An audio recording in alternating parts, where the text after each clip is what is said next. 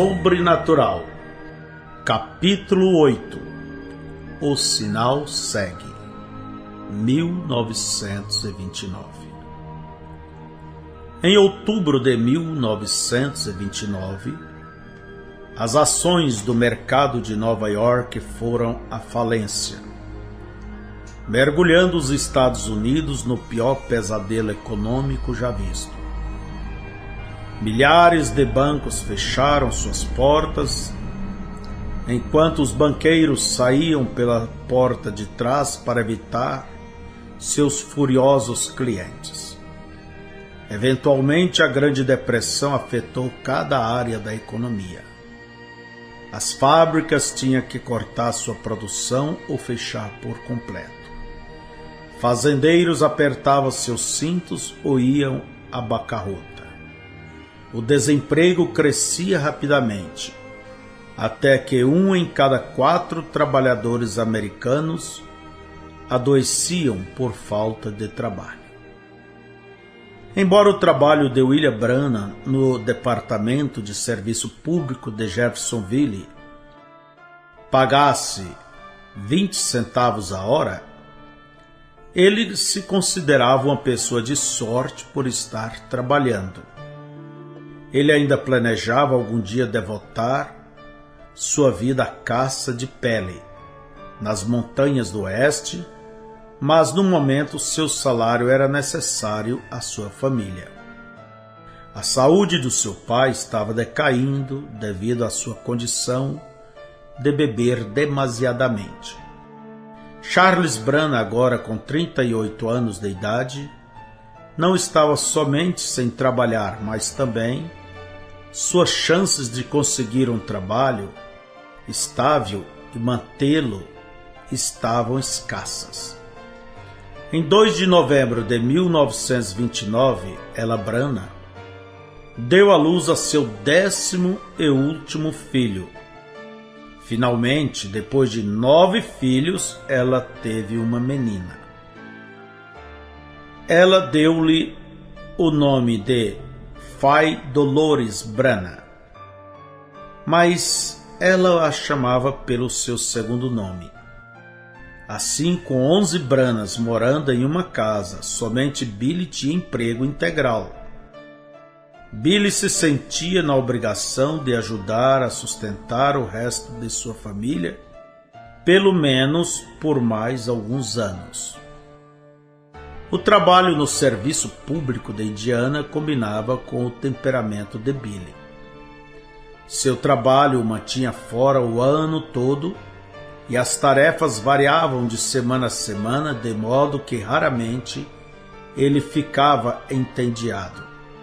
Numa semana ele podia estar cavando valas para a colocação de tubos de gás, e na outra semana ele podia estar fazendo leitura métrica, reparando vazamento de gás, ou subindo postes para reparar a transmissão de linhas elétricas.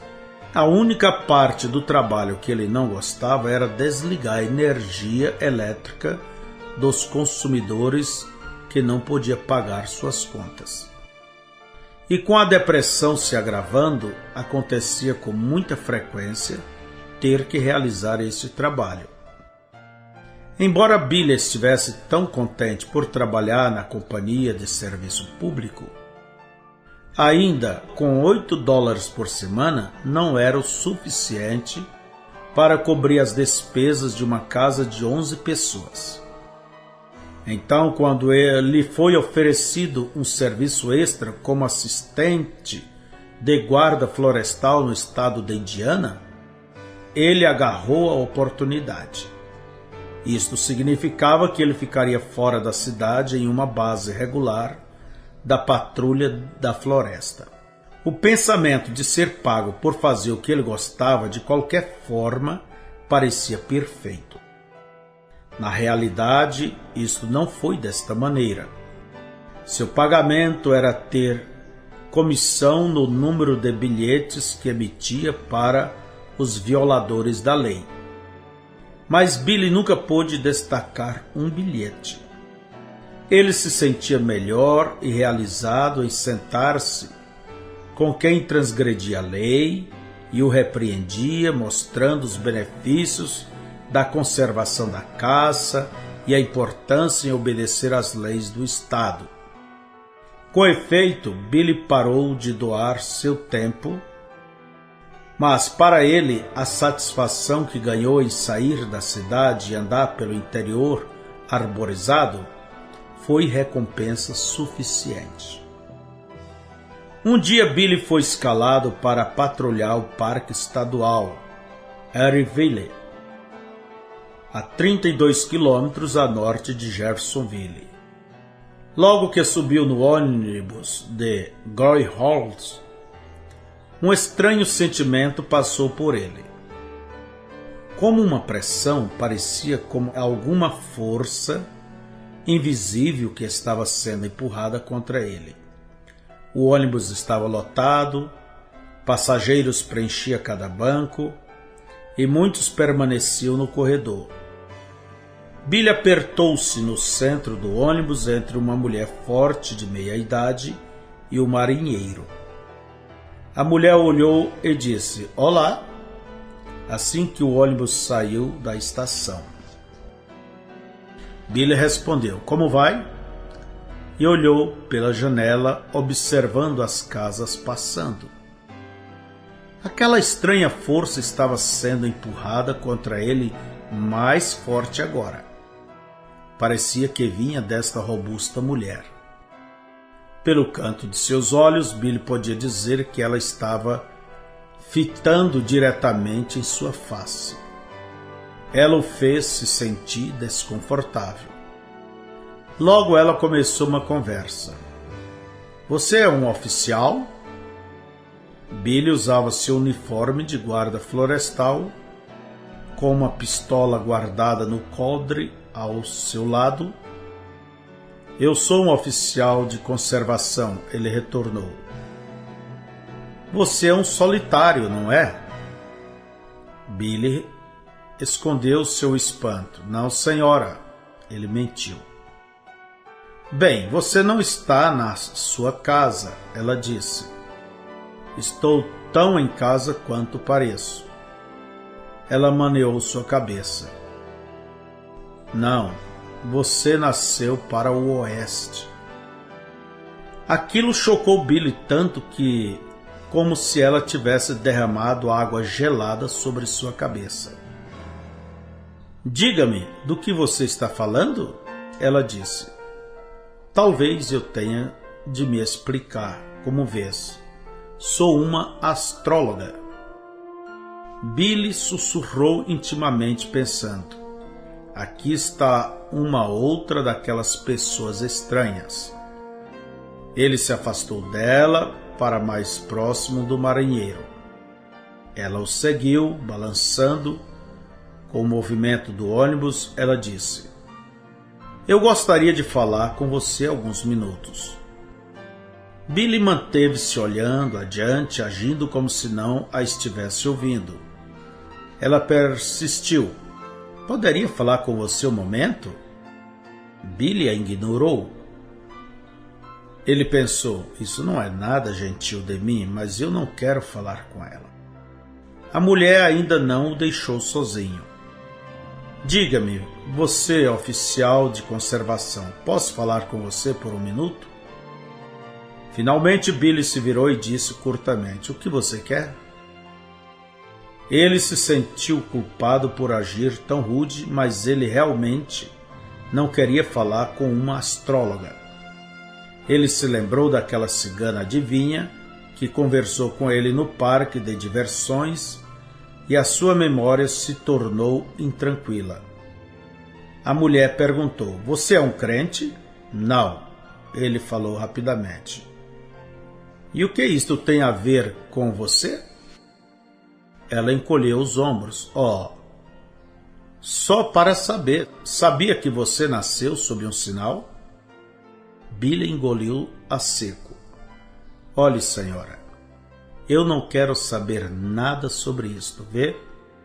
Eu sei que estou sendo grosso com você, mas realmente não quero saber. Eu não quero saber nada sobre isto." Ela retrocedeu um pouco. Oh, não seja tão duro.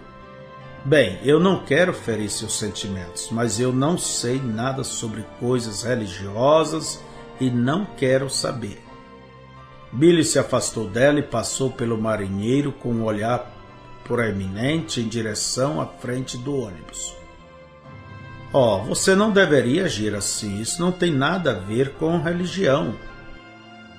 Estou a caminho de Chicago para ver meu filho, que é o ministro Batista. Eu trabalho na Casa Branca. Você sabia que a posição das estrelas afeta em eventos aqui na Terra? Eu não sei nada sobre isso, disse Billy.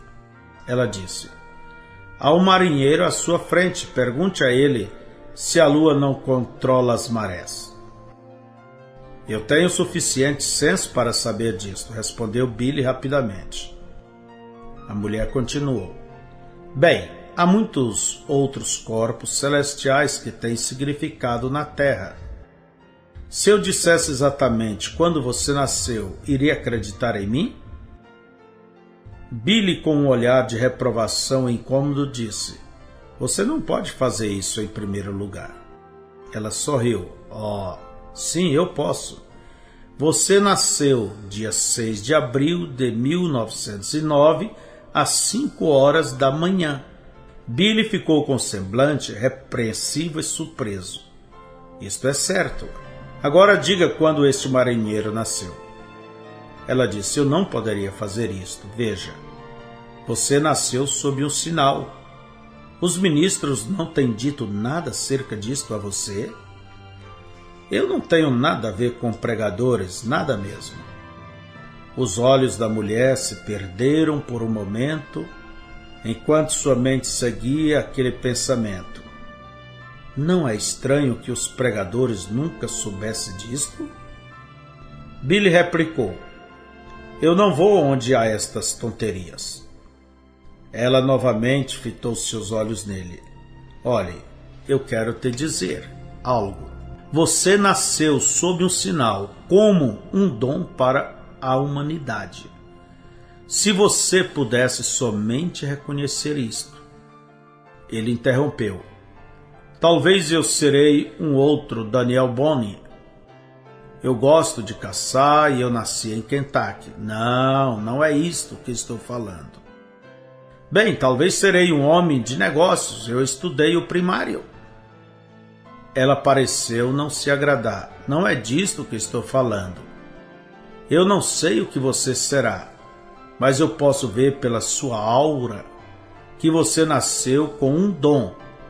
Você se lembra da história sobre os sábios que foram guiados por uma estrela ao menino Jesus? Eu não sei nada sobre religião, mas você já ouviu sobre os sábios vindo ao menino Jesus, não ouviu? Sim. Bem, o que são sábios? Oh, eles são somente sábios, isso é tudo o que eu sei. Ela explicou: os sábios era a mesma coisa que eu sou, eles eram astrólogos. Vigiavam as estrelas. Você sabe, antes que Deus faça alguma coisa na terra, ele sempre declara isto nos céus primeiro. Isto é o que ele fez quando Jesus nasceu. 3 corpos celestiais se alinharam e formaram uma conjunção que chamou a atenção de alguns astrólogos que viviam no leste. Um deles era da linhagem de Cão, outro de Sem e outro de Jafé, os 3 filhos de Noé. Eles representavam todos os povos da terra. Cada um desses 3 homens viajaram ao oeste separadamente, não sabendo que os outros estavam vindo, até que se encontraram em Jerusalém. Então eles foram a Belém e encontraram o menino Jesus. Eles sabiam que Jesus era aquele que eles estavam procurando pela cor de sua aura. Você sabe o que é uma aura, não sabe? É a luz sobrenatural da alma. Todos têm uma aura. Elas veem em diferentes cores e cada cor significa algo. Ouro significa o dom de Deus. Então esses 3 sábios adoraram Jesus e deram-lhe presentes. Eles partiram exatamente como aqueles 3 corpos celestiais estavam, se separando em suas órbitas individuais, em comemoração ao maior dom que Deus já deu à humanidade, seu próprio Filho, Jesus. Cada vez que aqueles 3 corpos celestiais se alinham, Deus envia ao homem um dom menor. Você nasceu em tal conjunção. Você tem uma aura de ouro ao seu redor. Esta é a razão pela qual eu sei o dia e a hora do seu nascimento. E como eu sei que o seu destino é o oeste. Sem cortesia, Billy tinha tentado ouvir pacientemente, mas agora ele tinha ouvido o suficiente. Senhora, tudo o que eu sei é que eu sou um guarda florestal de Indiana, estou fazendo o melhor que posso, eu não sou religioso, eu não quero ouvir mais sobre isto. Billy moveu-se em direção à frente do ônibus, deixando o marinheiro entre ele e a astróloga, efetivamente terminando a conversa. Todavia, o incidente não foi esquecido com facilidade, e isto perturbou seus pensamentos mais do que em uma ocasião. Sua vida parecia tão diferente da maioria das pessoas que ele conhecia, mas um dom? O que poderia isto significar? E o que é que havia nele que atraía aquelas pessoas estranhas? A adivinha disse ter visto uma luz o seguindo. Esta astróloga a chamou de aura. Billy não podia ajuntar isto. As perguntas se confundiam em sua mente como creme em manteiga batida. Por que ele era tão diferente? Por que ele sentiu aquela pressão aguda assim que subiu no ônibus da Greyhound?